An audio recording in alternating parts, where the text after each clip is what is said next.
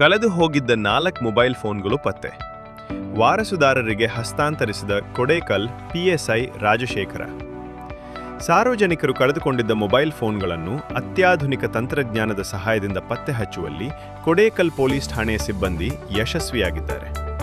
ಕೇಂದ್ರ ಸರ್ಕಾರದ CEIR central equipment identity register portal ಸಹಾಯದಿಂದ ಪತ್ತೆ ಹಚ್ಚಲಾದ ಒಟ್ಟು 4 ದುಬಾರಿ ಮೊಬೈಲ್ ಫೋನ್ಗಳನ್ನು ವಾರಸುದಾರರಿಗೆ ಮರಳಿ ಹಸ್ತಾಂತರಿಸಲಾಗಿದೆ.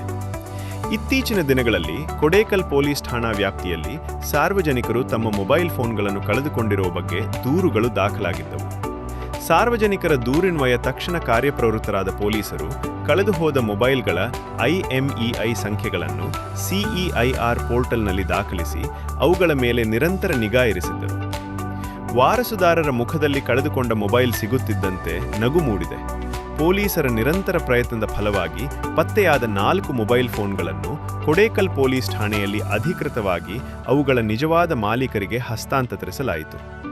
ಇಲಾಖೆ ಈ ಬಗ್ಗೆ ತಮ್ಮ ಎಕ್ಸ್ ಖಾತೆಯಲ್ಲಿ ಮಾಹಿತಿಯನ್ನು ಹಂಚಿಕೊಂಡಿದೆ. ಕಳೆದುಹೋದ ಮೊಬೈಲ್ ಮರಳಿ ಸಿಗುವುದಿಲ್ಲ ಎಂದು ಆಶಾಭಾವನೆ ಕೈಬಿಟ್ಟಿದ್ದ ಸಾರ್ವಜನಿಕರು ತಮ್ಮ ಫೋನ್ಗಳನ್ನು ಕೈ ಸೇರುತ್ತಿದ್ದಂತೆ ಸಂತಸ ವ್ಯಕ್ತಪಡಿಸಿ ಪೊಲೀಸರ ತ್ವರಿತ ಕಾರ್ಯಕ್ಷಮತೆಗೆ ಧನ್ಯವಾದ ಅರ್ಪಿಸಿದರು.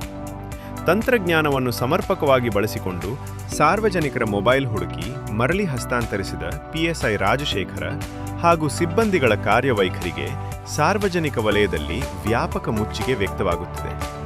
ವರದಿ ಮಂಜುನಾಥ್ ಗೋಡೆಕರ್.